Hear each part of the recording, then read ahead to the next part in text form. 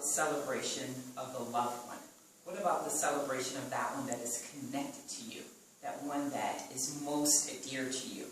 When they use this particular word in the Old Testament, it references back to Jacob and Joseph when he thought that he was dead. That deep pain that reeks at the soul. That's the one that we're talking about. So what does it mean when it says, when you suffer that one that means the most to you, when you go to the epitome of the bottom of the pit, then and only then shall you be comforted. So what does that mean? That means that when we get in that space, your friends will go, when you get low, your friends will get low with you. When you get very low, your friends will get very low.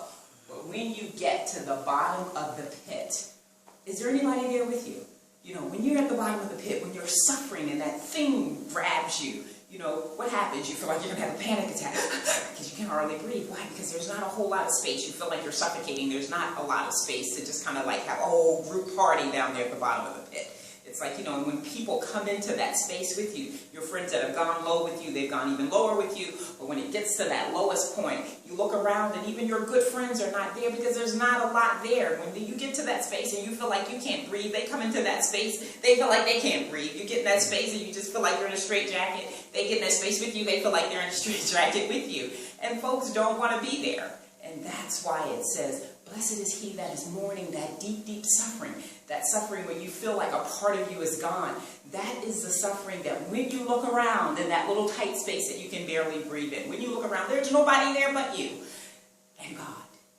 And so that is where you will find your comfort. You will find your comfort in God. God will be with you at the bottom of that pit. And in the bottom of that pit where it's nobody but you and God, that is where your focus becomes. Your focus becomes on that other thing that is there in that small space with you. It is saying, blessed is the one that will get to that point where you feel like you can't breathe, that point where you feel like there's no tomorrow, that point where you feel like you can't go anywhere, it's so tight, it's so constricted. God will be in that space with you because he's on the mountain and he's in the depths of the valley.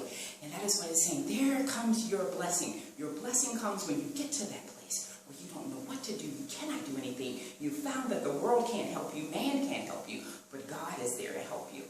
It reminds me of what? It reminds me when I'm driving down the street the other day and I see this big rat like the size of my foot, driving down 295, and a car runs over the rat. But he only runs over the bottom part of the rat. And so you've got this rat, and his head didn't get run over. It was like plop, plop, plop, plop, plop, plop, plop. I mean, he's just trying to move around, and then I know you're thinking it because I was thinking it. You're like, poor little rat. When are you going to say poor little rat when you see this thing suffering? Because a piece of him is dead, and the other piece is not dead. But, you know, he can't go anywhere. He can't just lie there because that mind between his ears is saying, move, move, do something. But he can't move and he can't do anything because he doesn't have the functionality of that other piece that makes him mobile.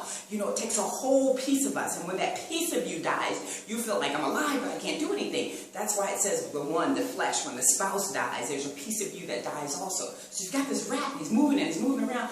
And I feel in my sympathy, I feel like I should just put my car in reverse and go back and run over his head and put him out of his misery. The Bible says, be ye transformed. You have to transform by the changing of your minds. The changing of your minds. And when you have that piece, that flesh of you that wants to do what the world is doing, but it's acting in a dead manner, that is what you're going to have. You're going to have between your ears saying, you know what? This is not working for me. But there's a piece of you that's not moving with that piece of you that's saying that this is not working with me. And that is such a perfect example of what the Bible is teaching us. It says, live, but live not as yourself. Live as Jesus crucified in you. The best thing that can happen to that rat is for me to go back and run over his head so that the whole flesh of him, the whole human mechanical piece of him will die, and that thing inside of him, that thing that created the heavens and the earth, that thing that created animal and man, will resurrect his soul. And when we are resurrected in the resurrection of Jesus Christ on the cross, that is when we learn how to move in those spaces.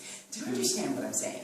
It is like suffering. It's so easy to see from the outskirts. As I'm watching my friend go through her suffering, I keep saying, focus on Jesus. When you're in the world, you have to be in that tight space. In that tight space, you only see God because that's the only thing in that space with you. So though we're in the world, in our suffering, in that deep, deep suffering, you will see God. And when you see God, you can't see the things that are happening around you. When you hear God in your ears, even though you're in the world with all of its noise, with all of its calling you a failure, with all of it saying this isn't going to work and blah, blah, blah, blah, blah, you hear the voice of God saying, I will never leave you nor forsake you. You hear the voice of God saying, I will answer your prayers. I will grant you the desires of your heart. You have to die that mindset. When you try to make sense out of the suffering that you're in, when you try to make sense out of where you ought to go and how you ought to do something, when you have nowhere to go, you have nothing to do it with, you must die to that, or else you'll be like that rat, plop, plop, plop, plop, plop, in confusion. And the world will look upon you and say, look at that Christian. Cross hanging around their neck, Bible hanging, they just as dead and confused. And that's what we have. We had sympathy on that rat. And the best thing that could happen to that rat is that he got run over. And the whole of him dies. And that's what Paul says. He says, take off the old man and put on the new man. Let you die and let God resurrect himself in you. And when you're in that suffering, when you're like that rat in that bottom hole where it just feels like a part of you has been taken away, thanks be to God that between your ears, you'll know that there is a God that is in control.